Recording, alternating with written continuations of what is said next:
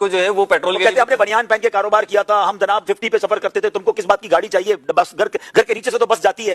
ارے ابا جی بھائی ابھی زمانہ اگر آپ کے پاس نہیں ہوتا تو ہم سفر کرتے نا. تو یہ بھی تو نہیں ہونا چاہیے. علی صاحب ہمیں اپنی پرانی باتیں کرتے رہیں گے، بیٹا ہمارے زمانے میں یہ ہوتا تھا. آپ کا زمانہ چلا گیا، اب دوسرا زمانہ. ابا تھوڑا اپ گریڈ بھی ہو جاؤ، اپنے کو سافٹ ویئر بھی اپ گریڈ کرو. وہ جب شروع ہوتی ہے ان کے اپنے زمانے کی بات شروع ہوتی ہے، تو اس سے بچوں میں اور والد میں دوری ہو جاتی ہے. میں یہاں والد صاحبان سے عرض کروں گا، بڑوں سے عرض کروں گا، اپنے بچوں کو خوش رکھیں. بلکہ آج کے دور میں تو بچوں کو خوش رکھیں گے تو بچے آپ کے ساتھ بھی وفادار رہیں گے. ورنہ ایسا نہ ہو کہ آپ ہی کے بچوں کو اپنے سامنے آپ کھو دیں. اب کروڑوں روپے میرے بینک میں پڑے، سارے بچے مجھ سے ناراض ہیں، بیوی الگ ناراض ہے. کیسے ہوگا؟ کیا کرنا ہے میں نے؟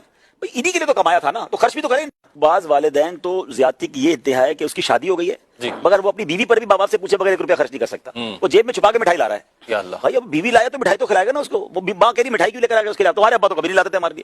اب اس زمانے میں کوئی چیز اگر نہیں آئی ہے تو وہ اس زمانے میں بھی نہیں آئے گی. تو یہ بھی ماں باپ کا الگ معاملہ ہے. آپ اپنے بچے کو تھوڑی سی اسپیس دیں. اگر شادی کی ہے تو اس کی زوجہ ہے، اس کو زندگی کے کچھ حسین لمحات تو گزارنے دیں. وہ ایک کہاں جا رہے ہو، کہاں آ رہے ہو، رات کو لائٹ کیوں جل رہی تھی، ارے بھائی اس کو اپنے کمرے میں وہ اپنی لائف تو گزارے. یہ بہت بڑا ایشو. اگر ظلم کی بات کی جا رہی ہے، آپ نے بالکل صحیح کہا کہ ہم ہمیشہ والدین کے حقوق پر بات کرتے ہیں، مگر ماں باپ کو بھی سوچنا چاہیے. اور پھر خرچہ بھی نہیں دے رہے.